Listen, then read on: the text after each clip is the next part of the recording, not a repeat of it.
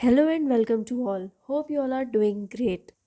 तो बच्चा पार्टी, अगर आपको मेरी क्लास थोड़ी भी पसंद आती है या समझ आती है तो प्लीज़ लाइक कर दिया करो यार। And please share this classes with your friends also. Okay, so without wasting any time अब हम स्टार्ट करते हैं। Audit trail. An audit trail is a documented flow of transaction. Documented flow of transaction मतलब एक transaction के start से उसके and तक की हर एक एक प्रोसेस का डॉक्यूमेंट। मतलब आपको कुछ सेल करना था तो पहले आप परचेज करोगे, उसके लिए आप क्या करोगे, परचेज ऑर्डर प्रिपेयर करोगे। फिर सामने वाले से कोटेशन मंगाओगे, वो कोटेशन भेजेगा, आप पढ़ोगे, आपको जो लगेगा आप वो एक्सेप्ट करोगे, फिर आप ऑर्डर प्लेस करोगे, फिर आप उसका पेमेंट करोगे, आप ऑर्डर रिसीव करोगे। देन आपके पास इन्वेंट्री आएगी, फिर आप उसको सेल करोगे, फिर उससे आपको कुछ अमाउंट आएगा। तो ये सारी डिटेल्स जो है ना, ये एक पर्टिकुलर आप कोई भी एक गुड को उठा के देख रहे हो, उससे रिलेटेड जो भी ट्रांजैक्शन है उसका एक डॉक्यूमेंट, उसके स्टार्ट से लेके एंड तक पूरा complete information is audit trail. It is used to investigate how a source document was translated into an account entry and from there it was inserted into financial statement of an entity. मतलब आपको इससे ये पता चलता है कि कैसे एक कोई भी पर्टिकुलर आइटम, कोई भी प्रोडक्ट, किसी भी तरह का ट्रांजैक्शन कैसे हमारी अकाउंट की एंट्री में आया और वहाँ से फाइनेंशियल स्टेटमेंट तक कैसे पहुँचा। उस ट्रांजैक्शन के अकर होने से लेके फाइनेंशियल स्टेटमेंट तक उसकी पूरी एडजस्टमेंट होना, सब चीज़ का डॉक्यूमेंटेशन। ये ऑडिट ट्रेल में जो डॉक्यूमेंट आप प्रिपेयर करते हो उसे आप एज ऑडिट एविडेंस यूज़ कर सकते हो, जिससे आपको ये पता चलेगा कि जो इन्फॉर्मेशन है, जो ट्रांजैक्शन है, क्या वो ऑथेंटिकेटेड है, क्या वो इंटीग्रिटी से बना है, ऑनेस्ट ट्रांजैक्शन है। अब ये कैसे पता चलेगा? आपको उसके स्टार्ट से लेके एंड तक एक एक इन्फॉर्मेशन दी जा रही है, तो अगर बीच में कहीं पे भी कोई फ्रॉड हो रहा होगा तो आपको क्लियरली पता चल जाएगा। तो ये ऑब्वियस सी बात है कि ऑडिट ट्रेल हेल्प करता है रिकॉर्ड मेंटेन करके रखने में। जैसे एक एग्जांपल दिया है कि बैंक्स के केस में आपको एक ट्रेल मिलेगी जिसमें आपकी सब लॉग ऑन एक्टिविटीज़ होगी। फॉर एग्जांपल, जब आप अपना फ़ोन पे गूगल पे हिस्ट्री देखते हो ना, तो जिस दिन आपने स्टार्ट किया था, आपने कितने पैसे उसमें रखे थे, फिर आपका फर्स्ट ट्रांजैक्शन क्या था, तब से लेके आज तक की जितनी ट्रांजैक्शन है आपको एक एक डिटेल उसमें मिल जाएगी। That is a kind of audit trail. अब हमने पढ़ा फ्लो ऑफ ट्रांजैक्शन का डॉक्यूमेंट, मतलब कहीं से भी कुछ भी नहीं, पहले स्टेप 1 फिर स्टेप 10 रिकॉर्ड कर लिया, फिर 2 3 रिकॉर्ड कर रहे हो, फिर 6 रिकॉर्ड कर रहे हो, ऐसा नहीं है। ये स्टेप बाय स्टेप रिकॉर्ड करता है हर एक ट्रांजैक्शन को, उसकी अकाउंटिंग को, उसकी डिटेल्स को, और जो भी अदर फाइनेंशियल डेटा है उससे रिलेटेड उसको। वो ऑब्वियस सी बात है, आप स्टेप बाय स्टेप हर एक एक डिटेल को लिख रहे हो, तो आप उसे यूज़ कर सकते हो to verify and track many types of transactions. अगर किसी चीज़ की प्रॉपर डॉक्यूमेंटिंग हुई है, तो जब आपको उससे रिलेटेड कोई इन्फॉर्मेशन चाहिए हो तो आप वो डॉक्यूमेंट पढ़ के उसकी इन्फॉर्मेशन गेन कर सकते हो। ऑडिट ट्रेल को ऑडिट लॉग्स भी बोलते हैं। ये किसकी तरह एक्ट करते हैं? As a record keepers. और इनका पर्पस क्या होता है? इनका पर्पस है टू रिड्यूस फ्रॉड और material errors and unauthorised use. अब आप कोई डॉक्यूमेंट पढ़ रहे हो, आपको उसमें दिख गया कि यहाँ पे कोई अनऑथराइज्ड यूज़ हो रहा है, आप उस पर कंट्रोल लगा दोगे, आप अगली बार से उस पर ध्यान रखोगे, या आप वो अनऑथराइज्ड यूज़ होने ही नहीं दोगे। इससे आपका इंटरनल कंट्रोल भी एनहेंस होगा और डेटा सिक्योरिटी भी अच्छे से होगी। आप ऑडिट ट्रेल की हेल्प से रिस्पॉन्सिबिलिटीज़ फिक्स कर सकते हो, इवेंट्स को रीबिल्ड कर सकते हो, क्योंकि आपको पता चल जाएगा कि कहाँ पे आपसे गलती हो रही है। और सबसे मेन चीज़, किसी भी प्रॉब्लम एरिया का एक थॉरो एनालिसिस हो सकता है। जैसे एक पर्टिकुलर कोई भी आइटम है जिससे रिलेटेड आपको एक इशू दिख रहा है, एक फ्रॉड दिख रहा है, तो आप उसको ऑडिट ट्रेल निकालोगे और उसको पढ़ोगे, आपको समझ आ जाएगा इसके बाद हमने ये किया, ये किया, ओ ये चीज़ हमने गलत कर दी, हमें ये नहीं करना था। अब ऑडिट ट्रेल में आपको ये पता चलता है ना कि जो पर्सन एक पर्टिकुलर काम को करने के लिए ऑथेंटिकेटेड था, जिसको परमिशन थी, उसी ने वो काम किया है।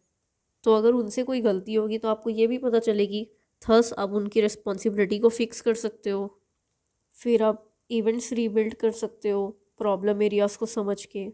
आपको इससे सिर्फ प्रॉब्लम एरिया नहीं पता चलेगी, उसके पीछे का स्पेसिफिक रीज़न पता चलेगा, क्योंकि आपके पास स्टेप बाय स्टेप इन्फॉर्मेशन है। आपको पता चल जाएगा, ओ हमने इस स्टेप में मिस्टेक किया, तो हमने मतलब ये रीज़न है जिसकी वजह से यहाँ पे फ्रॉड हो रहा है।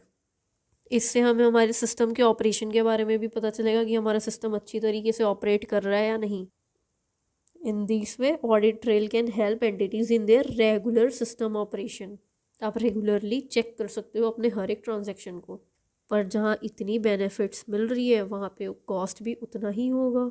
अब हमें ये समझ आ रहा है कि ऑडिट ट्रेल में हम एक एक इन्फॉर्मेशन को रिकॉर्ड कर रहे हैं, तो ऑब्वियस सी बात है आपको एक बहुत अच्छा सिस्टम चाहिए होगा। तो सिर्फ सिस्टम के नाम पे ही आपको वहाँ पे एक्सपेंडिचर नहीं हो रहा है, सिस्टम पे तो हो ही रहा है, पर साथ में आपका टाइम भी उतना ही इन्वॉल्व होगा। अब आप एक पर्टिकुलर ट्रांजैक्शन को लेके उसके स्टार्ट से एंड तक एक एक इन्फॉर्मेशन रिकॉर्ड कर रहे हो, तो हो सकता है ना बहुत सारे नंबर ऑफ ट्रांजैक्शंस हो इसके बीच में। अब एक एक को आप बैठ के एनालाइज कर रहे हो तो उसमें टाइम इन्वॉल्व होगा। हाँ, इसे हम टाइम को सेव भी कर सकते हैं through the use of automated tools जहाँ पे लार्ज वॉल्यूम ऑफ डेटा हो।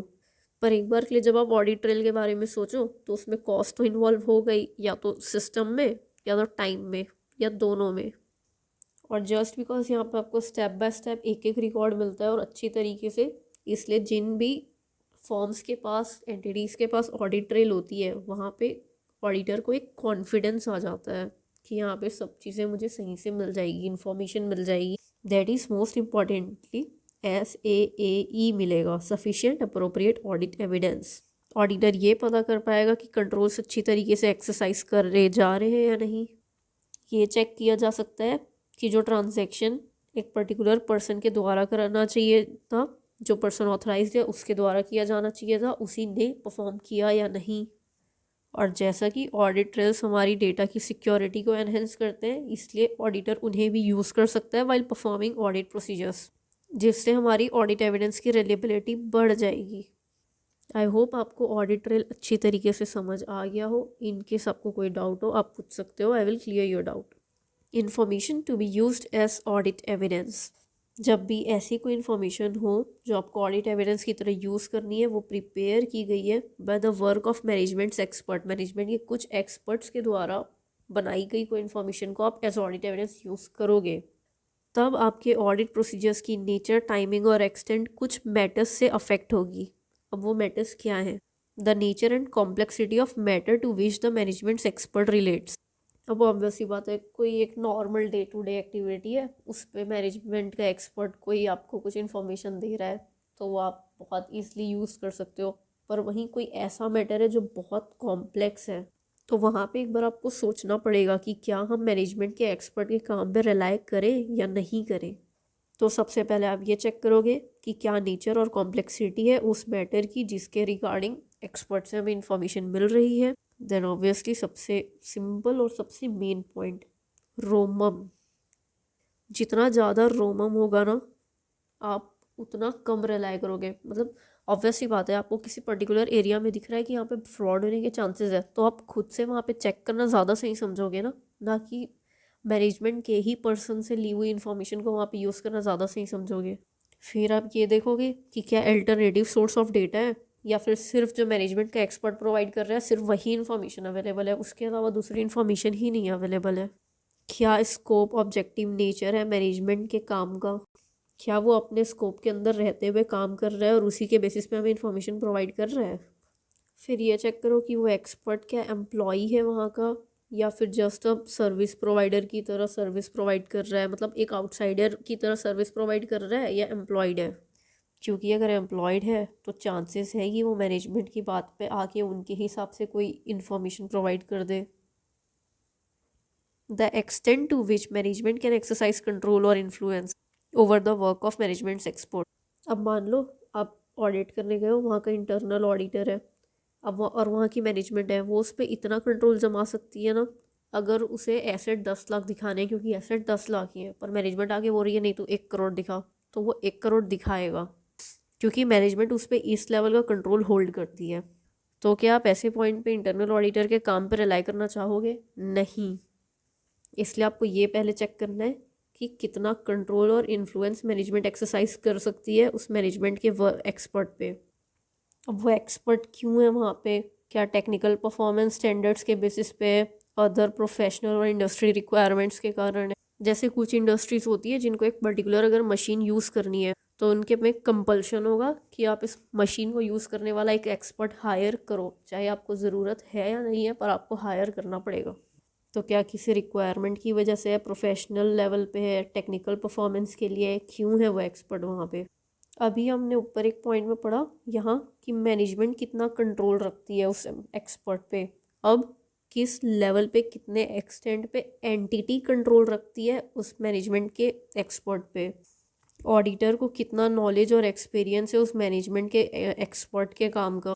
अब ये एक्सपर्ट मान लो किसी पर्टिकुलर मशीन को रन करने आया है, तो आप एज अ ऑडिटर आपको वो मशीन के बारे में कुछ आता है? नहीं आता।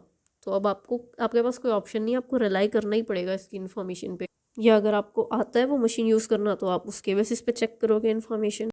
अब हो सकता है अगर कोई सर्विस प्रोवाइडर है, वो 5-6 कंपनीज में सर्विस प्रोवाइड कर रहा है, आपने ऑलरेडी एक कंपनी में उस एक्सपर्ट के साथ काम किया हुआ है, तो आपका कुछ प्रीवियस एक्सपीरियंस है, तो आप वो भी कंसिडर करोगे।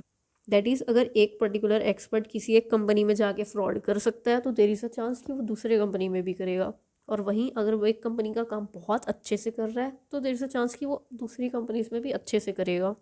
तो इन सब पॉइंट्स को ध्यान में रखते हुए हम ये डिसाइड करेंगे कि क्या हमें मैनेजमेंट की एक्सपर्ट के काम पे रिलाई करना है, उसके काम के थ्रू जो इन्फॉर्मेशन मिली है उस पर रिलाई करना है, उसे एज ऑडिट एविडेंस यूज़ करना है, और फिर उसके बेसिस पे हम डिज़ाइन करेंगे हमारा nature, timing and extent of audit procedures. अब ये तो अभी हमने पढ़ लिया मैनेजमेंट के एक्सपर्ट के काम के बारे में। अब आप उन इन्फॉर्मेशन को भी यूज़ कर सकते हो जो एक एंटिटी खुद प्रोड्यूस करके दे रही है। अगर एंटिटी की प्रोड्यूस की वो इन्फॉर्मेशन को एज ऑडिट एविडेंस यूज़ करना है, तो ऑडिटर को ये इवेल्यूएट करना होगा कि क्या वो जो इन्फॉर्मेशन है वो सफिशिएंटली रिलायबल है या नहीं फॉर द ऑडिटर्स पर्पस। जो आप कैसे पता कर सकते हो? आप ऑब्टेन करोगे audit evidence about the accuracy and completeness of information. अगर इन्फॉर्मेशन कंप्लीट है, एक्यूरेट है, तो वो यूज़ की जा सकती है। एंड लिखा है ना, और नहीं, एंड, ये सब ध्यान है रखना। जो इन्फॉर्मेशन है वो सफिशिएंटली प्रिसाइज और डिटेल्ड है, मतलब इन शॉर्ट फॉर्म, क्या वो इन्फॉर्मेशन सफिशिएंट है, क्या वो इन्फॉर्मेशन अप्रोप्रिएट है। अगर ये दोनों चीज़ की इन्फॉर्मेशन आपको राइट मिलती है, सही मिलती है, then go for it, otherwise no. तो इससे हमें क्या समझ आया कि जब एंटिटी की प्रोड्यूस की हुई इन्फॉर्मेशन हमें यूज़ करनी है एज ऑडिट एविडेंस, तो हम कुछ चीज़ें चेक करेंगे, दैट इज़ कि क्या वो इन्फॉर्मेशन एक्यूरेट और कंप्लीट है, और क्या वो सफिशिएंटली प्रिसाइज और डिटेल्ड है। अभी हमने यहाँ तक ये पढ़ा ना कि ऑडिट एविडेंस क्या होता है, कैसे ऑब्टेन की जाती है, कौन कौन सी प्रोसीजर परफॉर्म की जाती है। उसमें अभी हम हर प्रोसीजर में हमने पढ़ा, हम इस चीज़ को टेस्ट करेंगे, हम उस चीज़ को टेस्ट करेंगे। तो अब पढ़ते हैं selecting items for test to obtain audit evidence. अब आपने ये तो डिसाइड कर लिया कि हम कौन कौन से प्रोसीजर्स परफॉर्म करेंगे, पर वो प्रोसीजर कौन से आइटम पे परफॉर्म करेंगे, अब हमें ये देखना है। जब एक ऑडिटर डिज़ाइन कर रहा होता है टेस्ट ऑफ कंट्रोल और टेस्ट ऑफ डिटेल्स, तो उसे ये भी डिटरमाइन करना होता है कि कौन से आइटम्स पे वो उन्हें परफॉर्म करेगा जो कि इफ़ेक्टिव होगी उस पर्टिकुलर पर्पस के लिए। तो क्या क्या मीन्स अवेलेबल होती है? सिलेक्टिंग ऑल आइटम्स, मतलब आपके पास 50,000 ट्रांजेक्शन है, आप पूरे के पूरे 50,000 को एग्जामिन कर रहे हो, चेक कर रहे हो। और selecting specific items, for example आपने मटेरियलिटी बना ली 20,000 की, तो आप 20,000 के ऊपर के जो ट्रांजैक्शन है सिर्फ उन्हें ही टेस्ट कर रहे हो, उसके नीचे अमाउंट के ट्रांजैक्शन टेस्ट नहीं कर रहे हो। या ऑडिट सैम्पलिंग, सैम्पलिंग में आपने बहुत सारे मेथड्स पढ़े होंगे पहले भी कभी, अभी आगे भी हम शायद इसमें डिस्कस करने वाले हैं। अभी के लिए एग्जांपल में समझो रैंडम सैम्पलिंग, आपने सोचा 50,000 ट्रांजैक्शन में से हम 25,000 को टेस्ट करेंगे। अब वो 25,000 सिलेक्ट कैसे करना है? रैंडम सैम्पलिंग, कोई भी एक दो तीन करके उठाओ, फिर बाद में लास्ट से कोई तीन उठा लो, ऐसे ऐसे करके कोई भी नंबर्स ऑफ ट्रांजैक्शन उठाते जाओ और उसे चेक करो। तो आप 3 तरीके से अपना आइटम सिलेक्ट कर सकते हो जिस पे ऑडिट प्रोसीजर परफॉर्म करना है, या तो 100% एग्जामिनेशन, या कोई स्पेसिफिक आइटम, या ऑडिट सैम्पलिंग के थ्रू। आप चाहो तो इसमें से कोई एक ही मीन्स यूज़ भी कर सकते हो, या चाहो तो उसका कॉम्बिनेशन भी यूज़ कर सकते हो। सिलेक्टिंग ऑल आइटम्स, ऑडिटर ये डिसाइड कर सकता है कि वो चाहे तो वो सारे ट्रांजैक्शन को टेस्ट करे, पर ये ना टेस्ट ऑफ कंट्रोल के केस में बहुत अनलाइकली, मतलब ज़्यादा रेलेवेंट या ज़्यादा इफेक्टिव नहीं होगा जितना ये टेस्ट ऑफ डिटेल्स के लिए होगा। टेस्ट ऑफ कंट्रोल में हमने कुछ चीज़ें पढ़ी थी, क्या क्या पढ़ी थी? री परफॉर्मेंस, रीकैलकुलेशन, ऑब्जर्वेशन। अब आप यहाँ पे री परफॉर्मेंस को लेके समझो, क्या ये पॉसिबल है? अगर 50,000 ट्रांजेक्शन है, आप पूरी 50,000 ट्रांजेक्शन को रीपरफॉर्म करोगे? नहीं।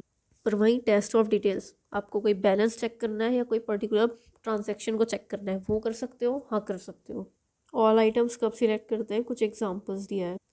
जब स्मॉल नंबर ऑफ ट्रांजेक्शन्स हो, लार्ज वैल्यू के हो, कम है, आपके पास ट्रांजेक्शन 100 है पर वो 100 के 100 ट्रांजेक्शन ना बहुत ज़रूरी है, तो आप पूरे के पूरे 100 चेक करोगे।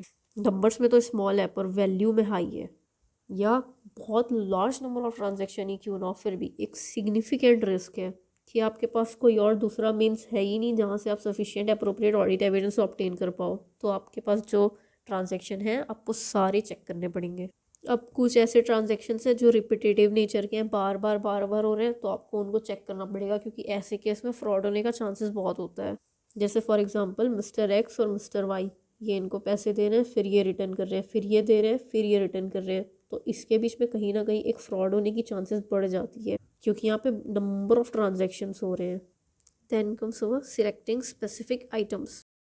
अब आप ये कैसे डिसाइड करोगे कि आपके पास 100 ट्रांजेक्शन है तो इसमें से क्या स्पेसिफिक, क्या ऐसा होगा जो आपको टेस्ट करना ही है। तो ये डिपेंड कर सकता है आपकी अंडरस्टैंडिंग पे ऑफ द एंटिटी। आप एंटिटी को किस तरीके से समझते हो, आप किस तरह से उसे देखते हो, आपने क्या क्या असेस किया है रोमम। आई मीन 100 में से 10 ट्रांजेक्शन ऐसे हैं जहाँ पे आपको दिख रहा है यहाँ पे रोमम हो सकता है, तो आप उनको तो स्पेसिफिक आइटम उनको तो आप सिलेक्ट करोगे ही। फिर क्या कैरेक्टरिस्टिक्स है उस पॉपुलेशन का जो टेस्ट होनी है। अब यहाँ आप अपने जजमेंट के बेसिस पे सिलेक्ट कर रहे हो ना आइटम, तो देयर इज़ अ चांस कि यहाँ पे नॉन सैम्पलिंग रीज अराइज हो। कुछ एग्जांपल्स दिए जो स्पेसिफिक आइटम्स ऑफ इंक्लूड करो, सिलेक्ट करो, वो क्या हो सकते हैं।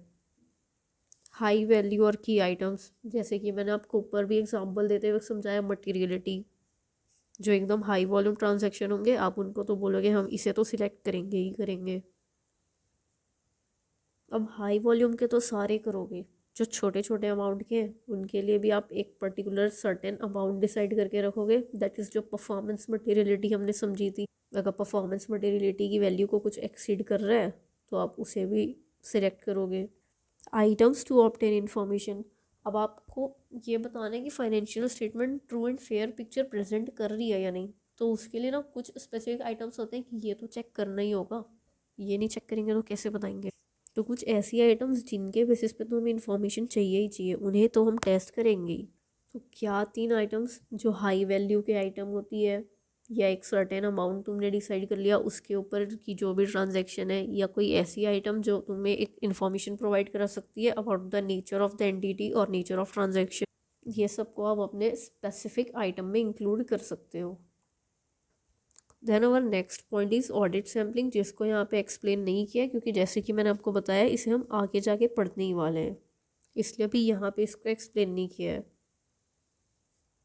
इनकंसिस्टेंसी इन और doubts over the reliability of audit evidence, that is if अगर ऑडिटर को जो उसने ऑडिट एविडेंस ऑब्टेन किया है उसकी सोर्स पे डाउट है, ये डाउट है कि वो इनकंसिस्टेंट, या डाउट क्या उसे दिख रहा है आपने 2 सोर्सेज से अलग अलग ऑडिट एविडेंस ऑब्टेन की अबाउट वन पर्टिकुलर असर्शन, पर ये एविडेंस दूसरे डायरेक्शन में बात कर रही है तो ये दूसरे डायरेक्शन में, ये दोनों एक दूसरे के साथ इनकंसिस्टेंट है। या अगर ऑडिटर को डाउट हो रहा है over the reliability of information, auditor को लग रहा है कि नहीं इन्फॉर्मेशन ना रेलिएबल नहीं है, इसमें कुछ तो भी इशू है, तो ऑडिटर फिर ऐसे केस में ये डिटरमाइन करेगा कि क्या मॉडिफिकेशन या क्या एडिशन की जा सकती है अपने ऑडिट प्रोसीजर पे, ताकि इन मैटर्स को रिजॉल्व किया जा सके।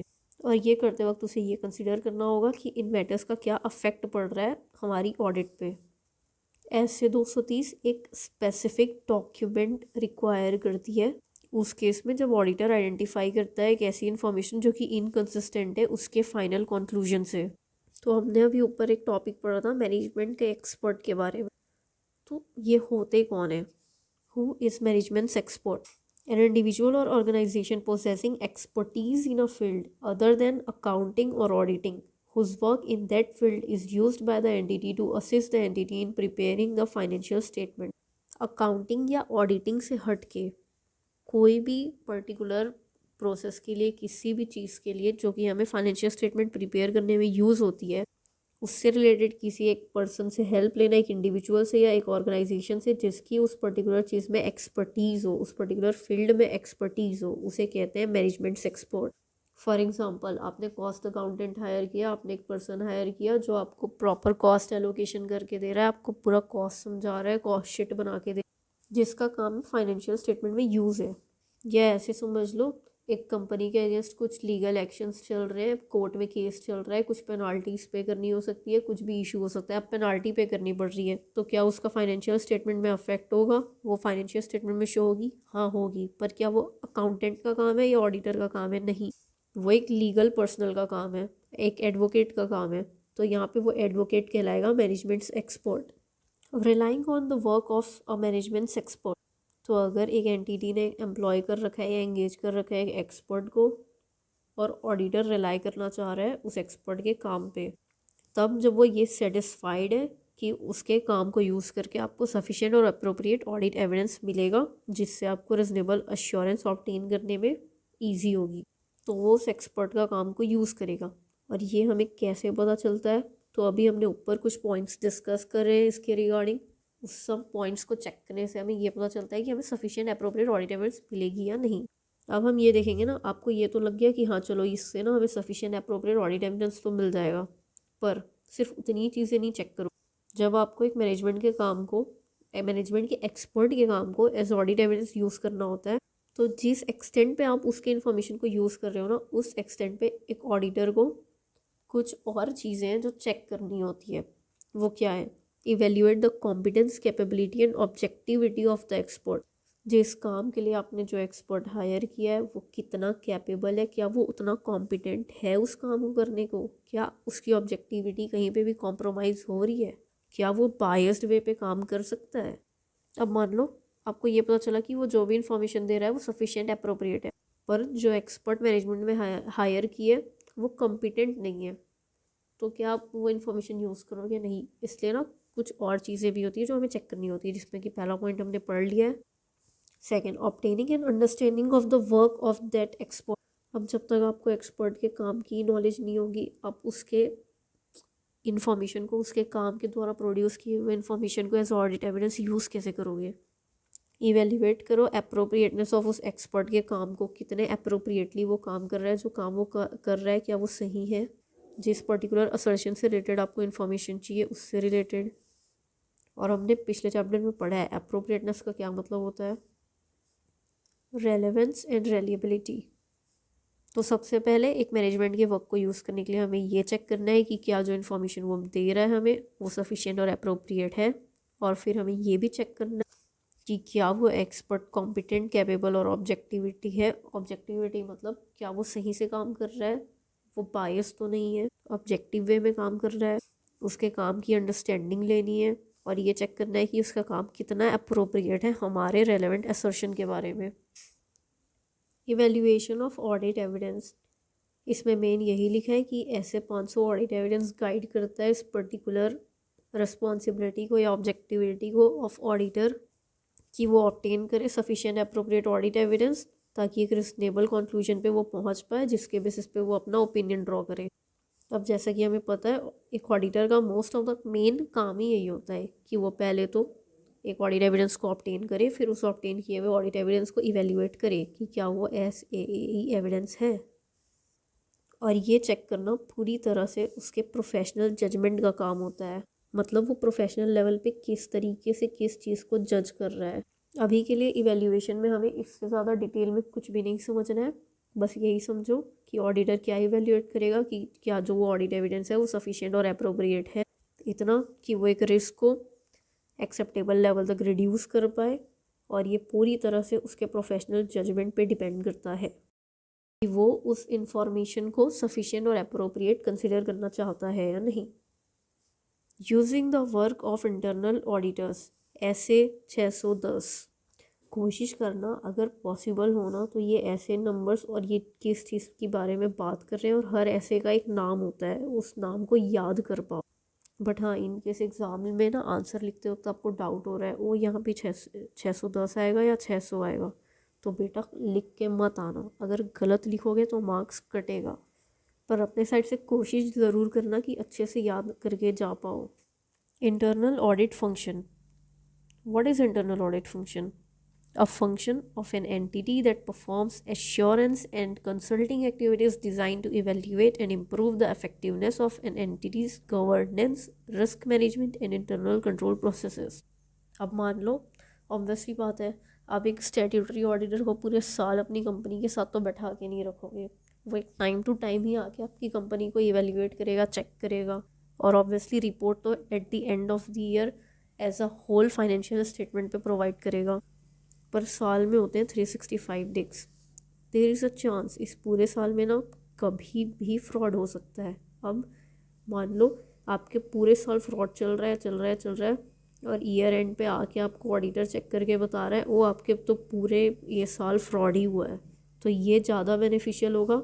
या आपके पास कोई यहाँ पे पर्सन है जो आपको टाइम टू टाइम बताता रहेगा कि क्या आप सही से काम कर रहे हो, क्या आप सही से अपने रिस्क को मैनेज कर पा रहे हो, आपका जो इंटरनल कंट्रोल प्रोसेस है क्या वो इफेक्टिव है, अच्छा है, क्या अच्छी तरीके से आपकी TCWG आपकी मैनेजमेंट काम कर रही है, तो ये ज़्यादा बेनिफिशियल होगा ना। अब ये काम होता कैसे है, अश्योरेंस प्रोवाइड करने से, कंसल्ट करने से। इसलिए एंटिटी एक इंटरनल ऑडिटर अपॉइंट करती हैं जो कि उस फंक्शन की तरह काम करता है एक एंटिटी के, जो एक एंटिटी को अश्योरेंस और कंसल्टिंग एक्टिविटीज़ प्रोवाइड कराता है, जिसके थ्रू वो इवेल्युएट कर पाए कि क्या मैनेजमेंट सही से काम कर रही है, सही से रिस्क मैनेज कर रही है, और अगर कहीं पे कोई गड़बड़ दिखे तो वो टाइम के साथ इम्प्रूव करते रहता है। तो इंटरनल ऑडिट फंक्शन किसे कहते हैं, वो फंक्शन दैट इज़ वो पर्सन एक एंटिटी का जो परफॉर्म करेगा अश्योरेंस और कंसल्टिंग एक्टिविटीज़, जिससे वो इवेल्युएट और इम्प्रूव कर पाए effectiveness of entities governance, risk management and internal control process. अब इसकी ऑब्जेक्टिव और स्कोप क्या होती है, क्या हर एक के एंटिटी के गवर्नेंस हर एक के रिस्क मैनेजमेंट पे बात करेगा, या किस स्कोप में बात करेगा। एक्टिविटीज़ रिलेटिंग टू गवर्नेंस, वो गवर्नेंस के काम को असेस करेगा अपनी ऑब्जेक्टिव फुलफिल करने को, on ethics and values, performance management and accountability, कितना अकाउंटेबल तुम्हारा गवर्नेंस है, कितने अच्छे तरीके से वो मैनेज कर रहा है, फिर कम्युनिकेट कैसे कर रहा है रिस्क को, control information to appropriate areas of the organisation. अब ऑब्वियस सी बात है ना, आप अकाउंटेबिलिटी, कम्युनिकेटिंग, रिस्क, कंट्रोल सब चीज़ एक अप्रोप्रिएट एरिया में तो देखोगे, ऐसे थोड़ी घूमते फिरते आपने देखा ओ तुम्हारा वॉशरूम क्लीन नहीं है, तुम्हारा गवर्नेंस बेकार है, तुम ढंग से काम नहीं कर रहे हो, अरे ऐसे थोड़ी काम होता है। Appropriate areas of the organisation से तो तुम डील करोगे ना। तुम्हारी स्कोप में ये चेक करना थोड़ी आता है कि वहाँ रोज झाड़ू लग रहा है कि नहीं, उसका बाथरूम क्लीन हुआ है या नहीं, अरे तुम्हारे एम्प्लॉयज़ नहा के नहीं आ रहे हैं यार, बड़ा ख़राब गवर्नेंस है तुम्हारा, ये करोगे क्या आप, नहीं। आप उनकी इफेक्टिवनेस टेस्ट करते हो among TCWG, external internal auditors and management.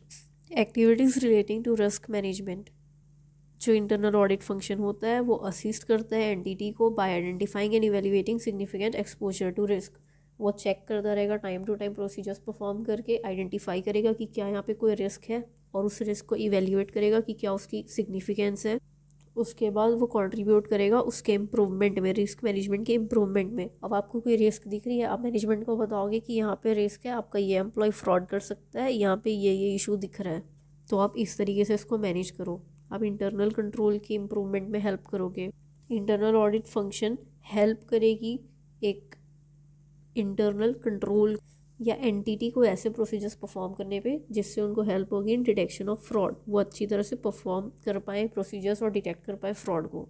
ये कौन इंश्योर करेगा, इंटरनल फंक्शन।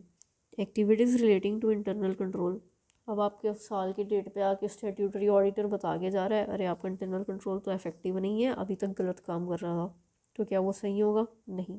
इसलिए आपका इंटरनल ऑडिट फंक्शन आपके पास होता है जो इवेल्युएट कर रहा होता है आपके इंटरनल कंट्रोल को टाइम टू टाइम। वो उनके कंट्रोल्स को रिव्यू करेगा, इवेल्युएट करेगा उनके ऑपरेशन को, और रिकमेंड करेगा अगर कोई भी इम्प्रूवमेंट उसे लग रहा है कि वहाँ पे होनी चाहिए। वो ऐसे कोई टेस्ट को प्लान और परफॉर्म करेगा, या ऐसे कोई प्रोसीजर्स को प्लान और परफॉर्म करेगा जिसके थ्रू वो अश्योरेंस प्रोवाइड करा पाए मैनेजमेंट को और TCWG को कि जो उनका इंटरनल कंट्रोल है वो बहुत अच्छी तरीके से ऑपरेट हो रहा है, डिज़ाइन और इम्प्लीमेंट भी बहुत अच्छी तरीके से हुआ है, और जो भी कंट्रोल्स रेलेवेंट होते हैं ऑडिट के लिए वो सारे कंट्रोल्स बहुत इफेक्टिवली ऑपरेट कर रहे हैं।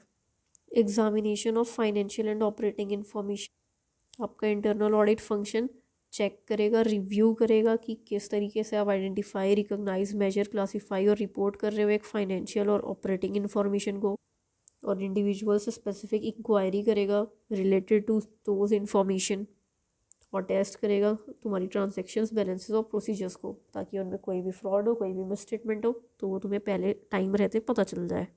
रिव्यू ऑफ ऑपरेटिंग एक्टिविटीज़, इसका एक एग्जांपल ले लो, एचआर। एचआर तुम्हारी ठीक से काम कर रही है, नॉन फाइनेंशियल एक्टिविटी, क्या वो कॉम्पिटेंट कैपेबल एम्प्लॉय को हायर कर रही है या किसी को भी हायर कर ले रही है। Review of compliance with laws and regulations, वो टाइम टू टाइम चेक करिए, तुम्हें बताएगा कि आपने कोई लॉ तो नहीं तोड़ दिया, आपके ऊपर कोई लिटिगेशन तो नहीं लग सकता। तो अभी हमने समझा कि इंटरनल ऑडिट फंक्शन क्या होता है और वो क्या क्या वर्क परफॉर्म करता है। अब हम पढ़ेंगे ways in which the external auditor may make use of the function for the purpose of audit. किस तरीके से या किस एक्सटेंट पे एक एक्सटर्नल ऑडिटर उस इंटरनल ऑडिट फंक्शन के काम को यूज़ कर सकता है। देखो, एट लास्ट जो इंटरनल ऑडिट फंक्शन और एक्सटर्नल ऑडिटर का ऑब्जेक्टिव होता है ना, जो उन्हें ऑब्जेक्टिव ऑब्टेन करनी होती है, वो तो डिफ़र करती है, पर फिर भी डिफ़र करती है, बट एक दूसरे से सेपरेबल नहीं है, अलग नहीं है, कनेक्टेड है। इसलिए कहीं ना कहीं जो हमारी फंक्शन ऑडिट प्रोसीजर्स परफॉर्म करती है वो सेम ना हो, बट सिमिलर होती है उन परफॉर्मेंस से, उस प्रोसीजर से जो एक एक्सटर्नल ऑडिटर परफॉर्म करता है। तो अगर internal function similar audit procedures perform कर रही है तो ऐसे केसेस में एक्सटर्नल ऑडिटर उसके काम को यूज़ कर सकता है, उसके द्वारा प्रोवाइड किए गए इन्फॉर्मेशन को यूज़ कर सकता है in one or more of the following ways. जब तुम्हें इंफॉर्मेशन ऑब्टेन करनी है regarding the external auditor's assessment of ROMM due to fraud और एरर, दैट इज़ जब एक एक्सटर्नल ऑडिटर को असेस करना है कि क्या वहाँ पे रोमम प्रेजेंट हो सकता है ड्यू टू फ्रॉड और एरर, तो वो उस केस में एक इंटरनल ऑडिट फंक्शन के काम को देख सकता है, उसे यूज़ कर सकता है। क्योंकि इंटरनल ऑडिट फंक्शन यही तो करता है ना, वो चेक करता है हर एक प्रोसीजर्स को, हर एक सिस्टम को, और बताता है कि तुम्हारा इंटरनल कंट्रोल अच्छे से काम नहीं कर रहा, तुम्हारी मैनेजमेंट रिस्क को अच्छी तरीके से मैनेज नहीं कर रही। अगर प्रोहिबिटेड ना हो या रेस्ट्रिक्टेड ना हो किसी भी एक्सटेंट पे बाय लॉ और रेगुलेशन, तो एक एक्सटर्नल ऑडिटर ना एक अप्रोप्रिएट इवेल्युएशन करने के बाद ये डिसाइड कर सकता है कि वो पूरी तरह से एक इंटरनल ऑडिट फंक्शन के काम को यूज़ करे एज अ सब्सिट्यूट, मतलब वो खुद ऑडिट प्रोसीजर परफॉर्म ना करे, उसके बदले जो इंटरनल ऑडिट फंक्शन ने परफॉर्म किए उसी के एविडेंस को यूज़ कर ले। पर ये हमेशा पॉसिबल नहीं है, ये सिर्फ तभी पॉसिबल है जब ये प्रोहिबिटेड ना हो बाय लॉ रेगुलेशन या रेस्ट्रिक्टेड ना हो। क्योंकि बहुत सी चीज़ें होती है ना जो कंपल्शन होती है कि एक एक्सटर्नल ऑडिटर को परफॉर्म करनी ही करनी है, उस केस में वो इंटरनल फंक्शन का काम यूज़ नहीं कर सकता। या तो अगर वो प्रोहिबिटेड या रेस्ट्रिक्टेड नहीं है तो या तो वो डायरेक्टली उसी के काम को यूज़ कर ले, या उसके काम के बेसिस पे अपने ऑडिट प्रोसीजर्स को परफॉर्म करे। पर ये दोनों ही चीज़ सिर्फ तभी पॉसिबल है जब तक वो प्रोहिबिटेड या रेस्ट्रिक्टेड नहीं है to the some extent by law regulation. मतलब तुम उससे डायरेक्ट असिस्टेंस ले रहे हो, दैट इज समझ लो तुमने अपने आर्टिकल को कुछ काम दिया, उसने किया, उसके बेसिस पे अब तुम अपना काम कर रहे हो। तो यहाँ पे जैसे आर्टिकल से आप डायरेक्ट असिस्टेंस ले रहे थे, वैसे ही अब आप इंटरनल ऑडिटर से ले रहे हो direct assistance. Scope of SH1010 ये डील करता है एक एक्सटर्नल ऑडिटर की रिस्पॉन्सिबिलिटी पे। जब वो एक इंटरनल ऑडिटर के काम को यूज़ कर रहा हो तो उसे क्या क्या रिस्पॉन्सिबिलिटीज़ फुलफिल करनी है। That is using the work of internal auditor का मतलब क्या होता है, तो आप उसके काम को यूज़ कर रहे हो इन ऑब्टेनिंग ऑडिट एविडेंस, या आप इंटरनल ऑडिटर से डायरेक्ट असिस्टेंस ले रहे हो। अच्छा, इसका मतलब ये नहीं है कि ये ऐसे ऐसा कुछ बोल रहा हो कि तुम उसके काम को यूज़ ही करो, नहीं, ये ऐसे ऐसा नहीं बोल रहा है कि एक्सटर्नल ऑडिटर को यूज़ करना ही चाहिए इंटरनल ऑडिट फंक्शन के काम को। ये कम्प्लीटली पूरी तरह से एक्सटर्नल ऑडिटर के डिस्क्रिप्शन पे डिपेंड करता है कि वो यूज़ करना चाहता है या नहीं। External auditors responsibility for the audit, ये पूरी तरीके से एक एक्सटर्नल ऑडिटर की रिस्पॉन्सिबिलिटी है, सोल रिस्पॉन्सिबिलिटी है for the audit opinion expressed. जो भी ऑडिट ओपिनियन उसने एक्सप्रेस किया है, मॉडिफाइड अनमॉडिफाइड डिस्क्लेम किया है, जो भी उसने किया है वो पूरी तरह से अपनी रिस्पॉन्सिबिलिटी पे किया है। वो कल को ये नहीं बोल सकता कि मैंने इंटरनल ऑडिट फंक्शन का काम को यूज़ किया था, उससे डायरेक्ट असिस्टेंस ली थी, तो ये रिस्पॉन्सिबल होगा। नहीं, उसके काम को यूज़ करना नहीं करना किस पे डिपेंड करता था, आपके ऊपर। आपने सोचा कि इसके काम को मैं यूज़ करूँगा। अब अगर उसने गलत काम किया है, मतलब आपने गलत इन्फॉर्मेशन चूज़ कर ली, गलत इन्फॉर्मेशन उठा ली, दैट इज़ योर फॉल्ट। ये हो सकता है कि जो इंटरनल ऑडिटर है, इंटरनल ऑडिट फंक्शन है, वो same functions profile, that is similar functions perform करे जो कि एक एक्सटर्नल ऑडिटर करता है। पर इसका मतलब ये नहीं हो जाता कि तुम्हारा इंटरनल ऑडिट फंक्शन इंडिपेंडेंट हो जाए। वो है तो एम्प्लॉय ना कंपनी का, और ये बात तो हमें बहुत अच्छे से पता है कि audit is an independent examination. आपको अगर ऑडिट करना है तो आपको इंडिपेंडेंट होना होगा। दैट इज़ ये ऐसे कम्प्लीटली उन कंडीशंस को डिफाइन करता है जो नेसेसरी है एक्सटर्नल ऑडिटर के लिए टू अंडरस्टैंड और to evaluate while using the work of internal auditor. मतलब क्या क्या कंडीशंस अगर फुलफिल हो रही है तो तुम उसके काम को यूज़ कर सकते हो, बट फिर भी एट लास्ट ये तुम डिसाइड कर रहे हो कि एक इंटरनल फंक्शन के काम को यूज़ करना है या नहीं। अब जैसे कि एक मैनेजमेंट के एक्सपर्ट को काम को यूज़ करने से पहले आपने 100 चीज़ें चेक की, ये चेक किया कि वो sufficient appropriate audit evidence provide कर पा रहा है या नहीं। लाइकवाइज आप एक इंटरनल फंक्शन के काम को यूज़ करने से पहले भी ये चेक करोगे। आप ये देखोगे कि जो डायरेक्ट असिस्टेंस की हमें प्रोवाइड कर रहा है वो एडिक्वेट है या नहीं हमारे ऑडिट के पर्पज़ के लिए। और इन सब रिक्वायरमेंट को फुलफ़िल करके आप अपने लिए कुछ एविडेंस इकट्ठे करते हो, कुछ फ्रेमवर्क बनाते हो जिसके बेसिस पे आप जजमेंट प्रोवाइड करते हो कि हमें इसके काम को यूज़ करना है या नहीं करना है। तो अब ऑब्वियस सी बात है, अगर आपको चेक करना है कि internal auditor sufficient appropriate audit evidence provide कर पा रहा है या नहीं, उसके काम पे हमें रिलाई करना है या नहीं, तो भाई यहाँ पे आपको कुछ ना कुछ रिस्पॉन्सिबिलिटीज़ तो फुलफिल करनी होगी, आपकी कुछ ना कुछ तो ऑब्जेक्टिविटीज़ होंगी, ऑब्जेक्टिव्स होंगे। तो क्या ऑब्जेक्टिविटी होती है, क्या ऑब्जेक्टिव होती है कि एक्सटर्नल ऑडिटर की, जब एंटिटी के पास एक इंटरनल ऑडिट फंक्शन हो और एक्सटर्नल ऑडिटर ये एक्सपेक्ट करे कि वो यूज़ करेगा उस इंटरनल ऑडिट फंक्शन के काम को, जिसके बेसिस पे वो अपना एनटीई डिसाइड करेगा ऑडिट प्रोसीजर्स का, या वो उससे डायरेक्ट असिस्टेंस लेगा। इन दोनों ही केसेस में एक्सटर्नल ऑडिटर की क्या ऑब्जेक्टिव्स है।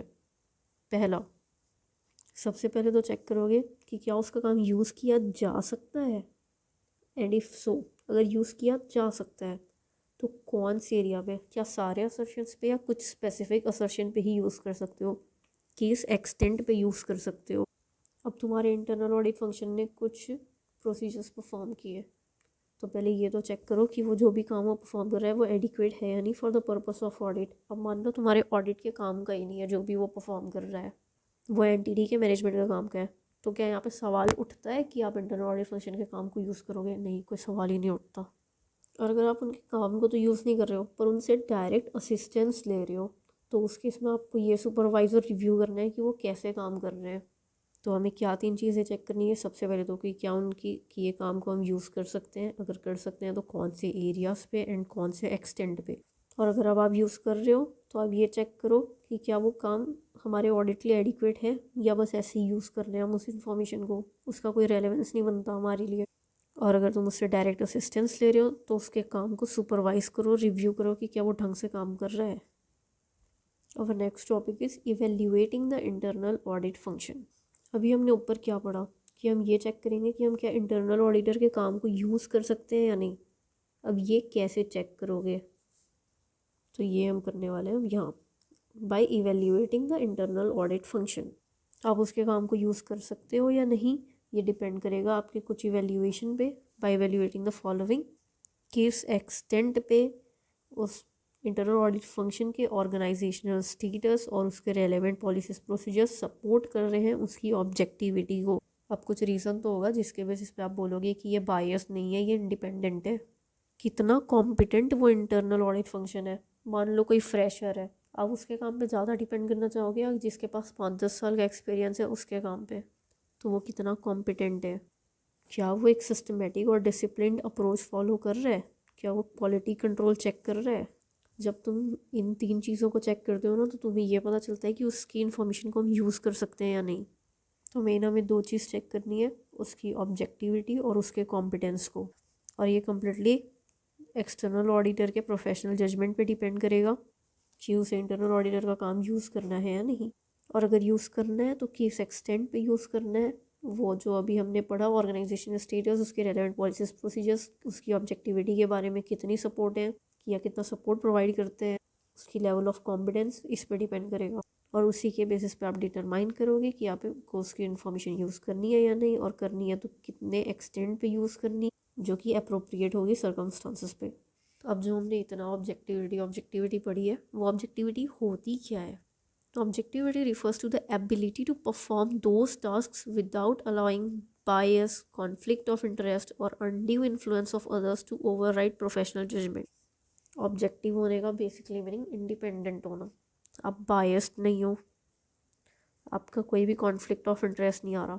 जैसे कि मान लो एक कंपनी है XYZ, आप इसकी ऑडिट कर रहे हो, आपने देखा यहाँ पे फ्रॉड है, अब आप अगर वो फ्रॉड दिखाओगे तो देयर इज़ अ चांस कि उसके शेयर प्राइस गिरे। अब वहीं आपने उसके शेयर पे इन्वेस्ट कर रखा है तो आप क्या चाहोगे उसके प्राइस गिरे? नहीं। तो यहाँ पे आपका कॉन्फ्लिक्ट ऑफ इंटरेस्ट आएगा। इसीलिए आप पढ़ते हो कि क्या क्या कुछ चीज़ें हैं जो एक ऑडिटर नहीं कर सकता, अगर वो कर रहा है तो वो इंडिपेंडेंट नहीं है, दैट इज़ अब वो उस पर्टिकुलर फर्म के ऑडिटर की तरह काम नहीं कर सकता। अनड्यू इन्फ्लुएंस ऑफ अदर्स, अब हो सकता है आपका क्लाइंट आपको बोले अगर तुमने फ्रॉड दिखाया ना मैं तुम्हें फीस नहीं दूंगा, तो आप इन्फ्लुएंस हो गए। अब उसके बात सुन के आप चाहते तो नहीं हो कि आप फ्रॉड छुपाओ, पर आपको छुपाना पड़ रहा है। तो जब आप कोई भी काम परफॉर्म करते हो उस एबिलिटी के साथ जहाँ आप बिल्कुल भी अफेक्ट ना हो बायसनेस से, कॉन्फ्लिक्ट ऑफ इंटरेस्ट से, अनड्यू इन्फ्लुएंस से, तो आप ऑब्जेक्टिवली काम कर रहे हो। अब कौन से ऐसे फैक्टर्स हैं जो अफेक्ट कर सकते हैं एक्सटर्नल ऑडिटर के इवेल्यूएशन को इन रिलेशन टू ऑब्जेक्टिविटी? क्या ऑर्गेनाइजेशनल स्टेटस जो है इंटरनल ऑडिट फंक्शन का, उसकी अथॉरिटी, उसकी अकाउंटेबिलिटी सपोर्ट करती है उसे उतना एबिलिटी के साथ, उतने कैपेबिलिटी के साथ फंक्शन करने को कि वो बायसनेस से फ्री हो के काम कर सके, उससे कोई कॉन्फ्लिक्ट ऑफ इंटरेस्ट ना हो, ये अनड्यू इन्फ्लुएंस से फ्री हो के वो काम कर सके।